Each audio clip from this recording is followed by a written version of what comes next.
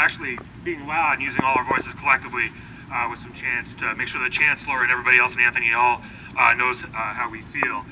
A couple things I want to say. I think there's a number of myths that have been floating out there. Some have come from the administration. Some have come from people who, I don't know, for whatever reason, thought they had to write large op-eds in the daily paper in support of the administration and so on. And I wanted to say a couple things about them because I think it's important for why students should be out here supporting the unions on campus.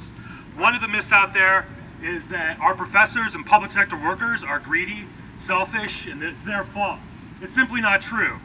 Public sector workers in general make less money than people with the same education doing similar work in the private sector. Our professors are not making $350,000 a year. That's our chancellor who's making that kind of money.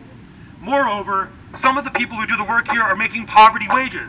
Most importantly, our graduate assistants, who have to work for months just to get enough money to pay the increasing fees that have been mounted on them year after year. And they don't even get health care coverage for pre-existing conditions during the first year they work here as graduate students. They don't get health care coverage for their children if they have children, and many, of course, of our graduate students do have children, and this is unfair. The second myth that's out there is there's just not enough money. Now, it's true that there's a financial crisis, but it's being exaggerated in order to make changes to the university that don't have anything to do, at the end of the day, with making sure that we don't have a red account book. For example, there's official reports that show in 2009 and 2010 the university actually had a surplus of revenue. Also, the faculty association has offered to make any pay increases contingent on increased revenue at SIU, but still the myth persists that this is just about money when it's about so much more. They say they don't want to take away the tenure of our faculty, but the fact is they want a clause that they'll be able to take away tenure in the case of a financial exigency, which means a quote-unquote financial emergency. But do we really trust the people who wasted $1.5 million on a logo that you can make with Microsoft Word to actually know when to declare a financial emergency in order to fire people with tenure? No, this is about undermining academic freedom and the strength of organizing working people on this campus. The last thing I wanted to say is the other myth that's out there is that there's a strike, it will be detrimental to our education. Now, I don't want to see classes get interrupted. I have a lot of things I need to do for my classes and so on, and I'd like to graduate as soon as possible, since I'm a non-traditional student or whatever.